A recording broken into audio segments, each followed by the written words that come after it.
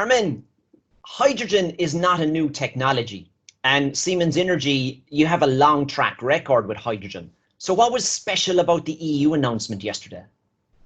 The special thing is that it was really a commitment by the European Parliament and by the European Union. It was not really new. I mean, we are in that topic for years or even decades. What is new now that we set the basis, the foundation and the commitment that the hydrogen economy will now be kicked off on an industrial scale. And to me, that was the big news, was the joined up strategy around industries coming together. What you have been talking about, sector coupling for many years at Siemens Energy. Yeah, I mean, the energy transition is based on two topics. The first one is efficiency and electrification. And the other one, it's about, which is more than 50% of the final energy consumption is based on molecules. You can't really electrify.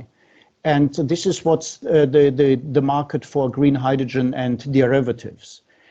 So the market is extremely big. The commitment from the governments is there, and a strong interest and self-commitments of the big players in the market is there as well. So it's now the case to kick it up on, say, really big projects. When I'm talking about big projects, we are talking about, say, 100 megawatt electrolyzers plus.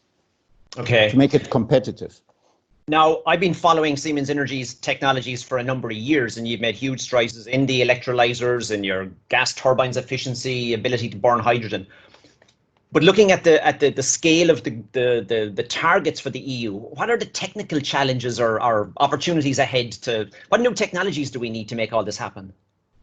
There are three topics which are important. Beside cost, we need to get costs down. The first one is degree of, say, compactness.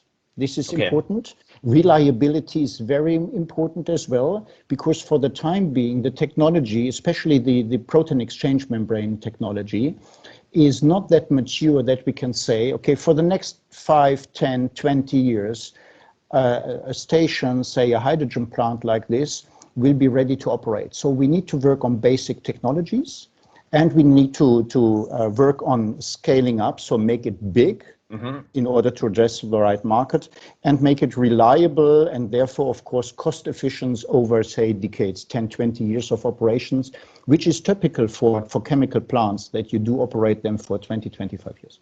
Now, in the goals that were called out yesterday, they're talking about bringing in 6 gigawatts, I think, of renewable hydrogen to be generated by 2024, 40 gigawatts by 2030.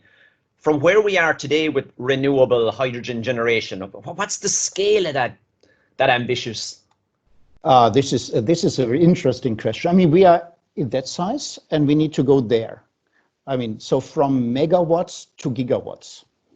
What we have seen in the previous years, since, say, 2011 or 2010, when we implemented the first industrial scale electrolyzers in the market, on the PEM electrolyzer for hydrogen, we have seen that every 4 to 5 years, the scaling is by a factor of 10 in the power rating. So starting with the 100 kilowatts in the megawatt, now in the 10 megawatts, and we are working on projects in the 100 megawatt range.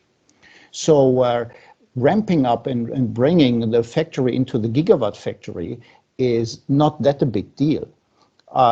As I said, we need to work on basic technologies, so to secure the technology, reliability and lifetime, and then the rest is scaling up in say, industrial production plants. Okay. A lot of opportunity ahead. Opportunities and challenges.